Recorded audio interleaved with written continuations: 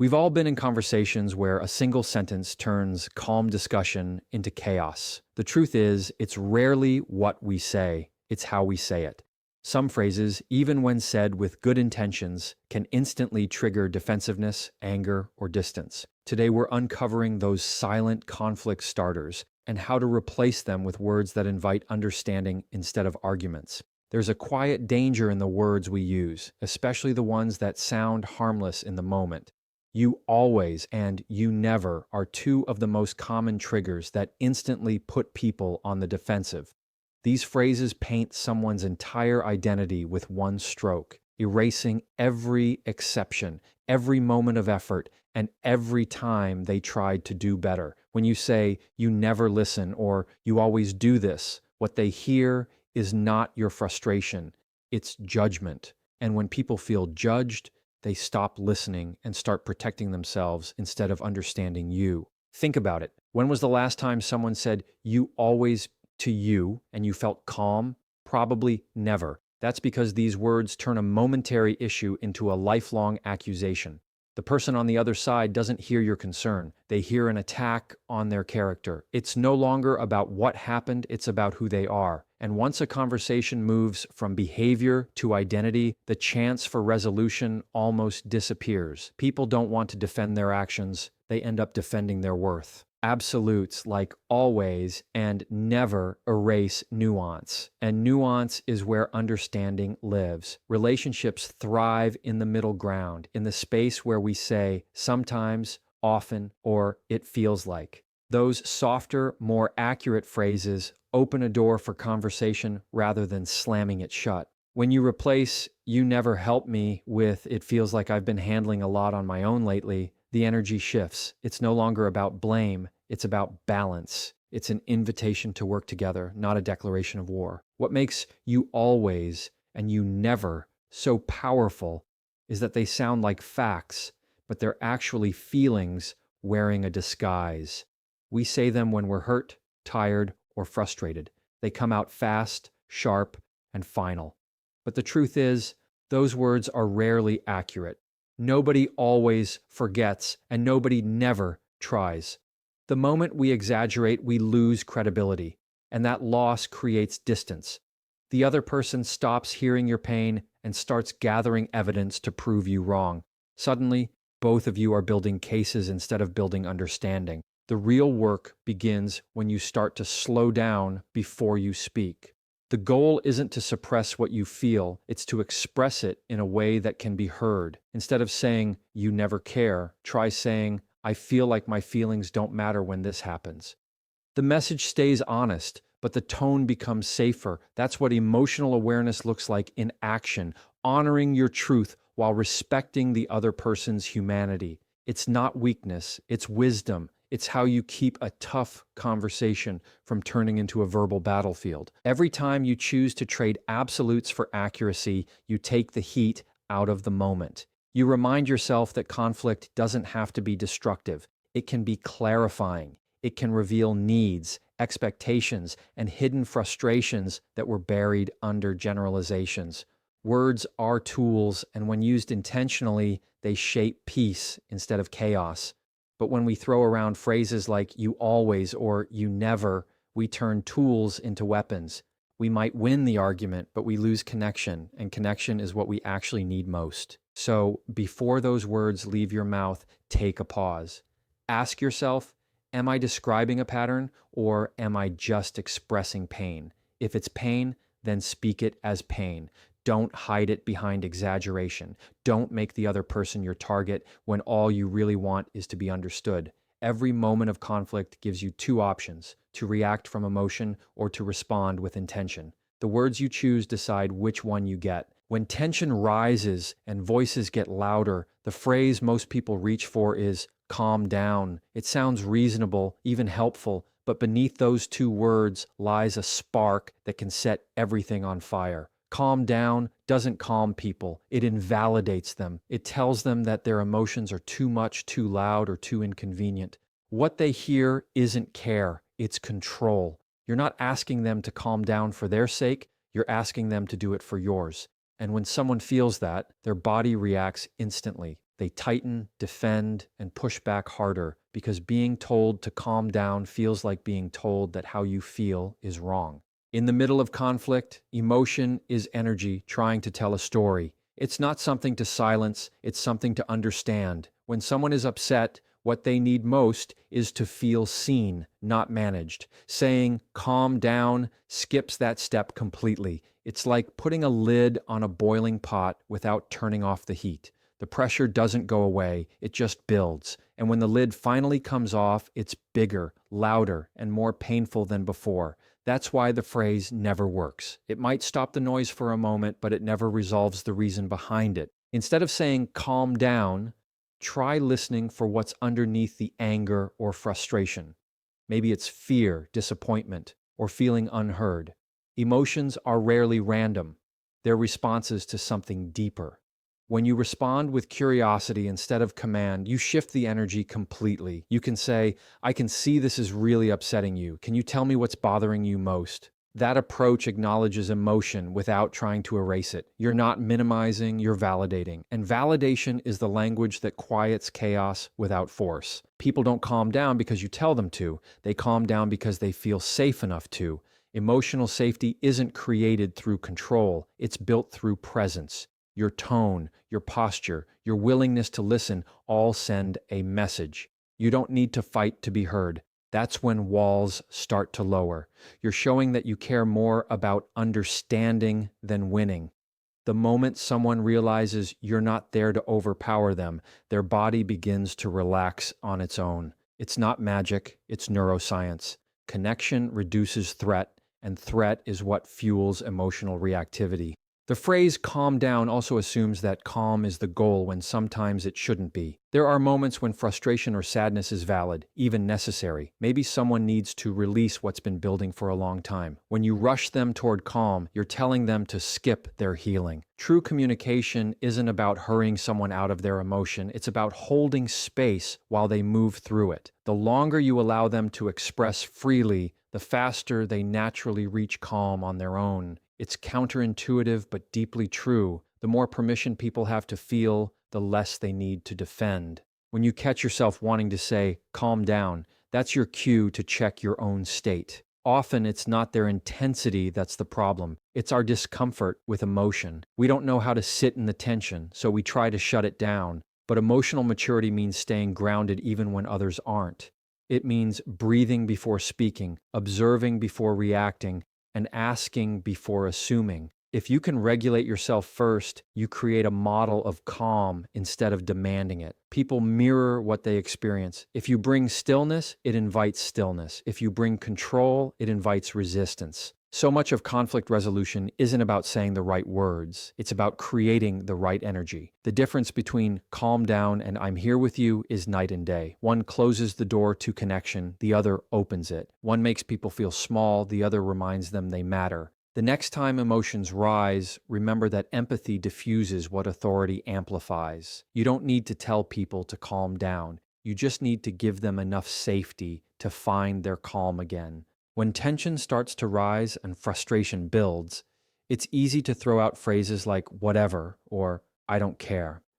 They sound like a way to end the conflict, but they actually do the opposite. These words are emotional walls disguised as indifference. They tell the other person, I'm done trying, even when part of you still wants to be understood. The moment you say, whatever, you're not solving the problem. You're stepping out of the conversation altogether.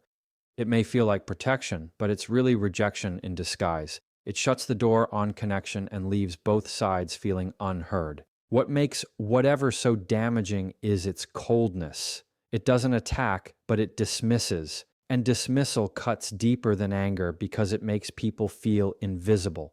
When someone says, I don't care, it doesn't just end the conversation, it ends the sense of significance. It tells the other person that their words, emotions, and effort no longer matter. That's one of the most painful messages you can send during a conflict. People can handle disagreement, but they struggle with disregard. The silence that follows whatever is rarely peaceful. It's heavy, filled with all the things left unsaid. Most of the time, we don't use those words because we truly don't care. We use them because we care too much and don't know what else to do with that emotion. They're a shield we throw up when we feel overwhelmed, unheard, or powerless. It's emotional self-protection through withdrawal. Instead of saying, "This hurts," or "I feel like you're not listening," we shut down and act like we don't care. But pretending not to care doesn't heal the wound, it just hides it. And hidden emotions always find their way back into future conversations, only louder and sharper. When you use whatever as an exit, you're signaling that connection isn't safe. It tells the other person that it's not worth sharing or explaining anymore because you've stopped engaging. Over time, that creates emotional distance, and distance builds resentment. The person who says whatever might feel like they're maintaining peace, but what they're really maintaining is silence. And silence in relationships often sounds like comfort until it turns into indifference. The irony is that the same phrase meant to stop pain ends up deepening it. It keeps both people stuck in a loop of pretending and protecting instead of communicating and healing. To change this pattern, you don't need perfect words, you just need honest ones. The next time you feel whatever rising in your throat, pause and name what's underneath it. Maybe it's exhaustion. Maybe it's fear that saying more will make things worse. Maybe it's just sadness that things aren't being understood. Saying, "I'm overwhelmed right now," or "I don't know how to explain what I feel," creates a bridge instead of a wall. You're still being truthful, but you're doing it with vulnerability instead of withdrawal. Vulnerability doesn't make you weak. It makes connection possible again. It also helps to remember that whatever isn't just a word. It's an energy. You can say nothing at all and still communicate the same detachment through your tone, your eyes, or your silence. Communication isn't only verbal, it's emotional. When you disengage emotionally, people feel it instantly. The solution isn't to force yourself to talk when you can't, but to communicate that you're taking a pause, not abandoning the conversation. You can say, "I need a moment to cool off, but I want to come back to this." That small sentence tells the other person that you still care, even if you need space.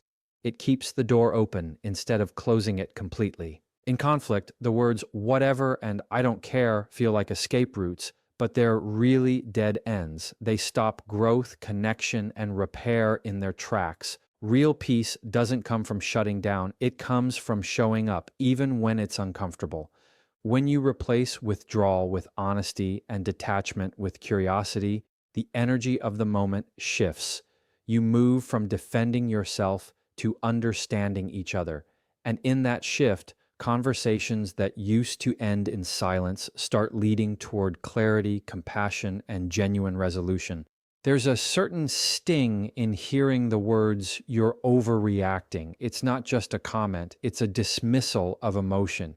The phrase tells someone that their feelings don't match the situation, that their emotional response is too much, too intense, or somehow inappropriate. But here's the truth. When people are told they're overreacting, they don't suddenly become calm, they become defensive, because being told you're overreacting doesn't calm the storm, it fuels it. It's a phrase that shuts down understanding by placing judgment on emotion instead of curiosity on experience. When someone is emotional, they're not asking you to measure their feelings, they're asking you to hear them. Your overreacting skips over that entirely. It assumes that you are the judge of how someone else should feel, and that assumption makes people feel small. It tells them that their reality doesn't count. Even if your intention is to de-escalate, what they hear is, "You shouldn't feel this way," and that creates instant distance. Because the moment someone feels invalidated, they stop explaining what's really going on and start fighting to defend their right to feel at all. Every emotion has a reason, even if you don't understand it yet. Calling it an overreaction doesn't make the emotion disappear, it just forces it underground. The person might quiet down, but inside they're holding resentment, confusion, and hurt. Those feelings don't fade, they fester. And later, they show up as sarcasm, withdrawal, or sudden anger about something small. What looked like an overreaction was often the result of many moments of feeling unheard. The real overreaction isn't the emotion, it's the accumulation of every time that emotion was dismissed before. When you find yourself tempted to say you're overreacting, that's your signal to slow down and get curious. Ask yourself, what might this emotion be trying to tell me? Maybe they're not reacting to this moment, but to a pattern that's been repeating. Maybe it's not about the words you said, but the way they felt ignored in the past. Emotions don't live in isolation. They come from somewhere. And when you choose curiosity instead of criticism, you shift the entire tone of the conversation. You move from opposition to empathy, from resistance to relationship. A better way to handle these moments is to name what you see without labeling it. You can say, I can tell this really matters to you, or it seems like this hit a nerve. Help me understand why. That language validates their emotional truth without surrendering yours. It communicates that you care about how they feel, even if you don't fully agree with their perspective. It invites them to explain instead of defend. And once someone feels safe enough to explain, the intensity naturally drops. They don't have to fight to be heard anymore because you've already given them permission to be. The power of emotional validation isn't about agreeing with everything someone says. It's about making space for their reality to exist alongside yours. You can disagree with their reaction while still acknowledging their experience. That's emotional intelligence. When someone feels safe enough to feel, conversations evolve from arguments into understanding. The phrase, you're overreacting, blocks that growth because it tells the other person to shrink. But when you replace it with empathy, you give them room to expand. And that expansion is what turns conflict into communication. In the end, most people aren't asking for perfect words. They're asking for presence. They don't need you to solve their emotions. They need you to respect them. When you respond to emotion with validation instead of judgment, you break the pattern of defensiveness that keeps conversations stuck. The goal isn't to control how big someone feels. It's to create a space big enough to hold it. Because people don't calm down when told to minimize their feelings. They calm down when they feel like their feelings finally matter. Honesty is often seen as a virtue, and rightly so, but honesty without empathy becomes cruelty. The phrase, I'm just being honest, sounds noble on the surface, yet it often hides something much less noble underneath, a lack of emotional awareness. It's the shield people use when they want to say something sharp but avoid responsibility for the hurt it causes. The truth isn't meant to wound, it's meant to enlighten. But when honesty is used like a weapon, it stops being truth. It becomes judgment dressed in justification. I'm just being honest tries to make the speaker feel right instead of making the listener feel understood. When someone says those words, what they usually mean is, I want to say this, and I don't want to deal with the consequences. It's a defense mechanism, not a communication tool. Real honesty requires courage, but also compassion. It means taking a moment to ask yourself, does what I'm about to say bring clarity, or does it just bring pain? Because honesty isn't only about what you say, it's about how you say it. You can deliver the same truth with care, and it lands differently. You look tired can be said with concern or with criticism. The difference isn't in the words, it's in the intention behind them. When I'm just being honest enters a conversation, it signals that empathy has exited. The focus shifts from connection to justification. Instead of asking, did I communicate that kindly? The person thinks, well, at least I told the truth. But the truth, when delivered harshly, closes hearts instead of opening them. Honesty without gentleness often makes people defensive, not receptive. They stop hearing your message and start remembering how your words made them feel. And when emotions take over, logic disappears. The opportunity for genuine understanding fades, replaced by resentment and retreat. Honesty done right is never about dumping your opinions. It's about delivering insight in a way the other person can hold. If your words are true but your tone is cold, the truth gets lost in the chill. Emotional maturity means knowing that timing and tone matter just as much as truth. There's a time for directness and a time for softness. You can say, I think we need to talk about this, instead of, I'm just being honest, but you're the problem. The first invites dialogue, The second invites defensiveness. How you package honesty determines whether it heals or harms. Another hidden danger in "I'm just being honest" is that it centers you instead of the relationship. It prioritizes expression over impact. You might feel relieved after saying it, but the other person is left carrying the weight of your unfiltered truth. That's not authenticity, it's emotional dumping. Authenticity is brave, but it's also kind. It takes responsibility for how your words might land. When you speak truth with care, it builds trust. When you speak truth carelessly, it builds walls. The goal isn't to prove you're right, it's to communicate in a way that strengthens connection rather than breaking it. Sometimes we confuse honesty with bluntness because bluntness feels powerful. It feels like control. But true communication isn't about control, it's about clarity. You can be clear without being cruel. You can be truthful without being harsh. That's the balance emotionally intelligent people master. They know when to pause before speaking, when to soften their delivery, and when to ask questions instead of giving opinions. The most powerful truths are the ones that are heard, not the ones that are shouted. And for a truth to be heard, it must be wrapped in respect. If you find yourself saying, "I'm just being honest," it might be worth asking why. Are you trying to help the other person grow, or are you trying to release your frustration? Are you being real, or are you being reactive? That moment of reflection changes everything, because honesty, when rooted in empathy, builds bridges instead of barriers. It's not about silencing the truth, it's about shaping it in a way that keeps the door to connection open. People remember how truth made them feel long after they forget the words themselves, and that feeling determines whether your honesty healed or hurt.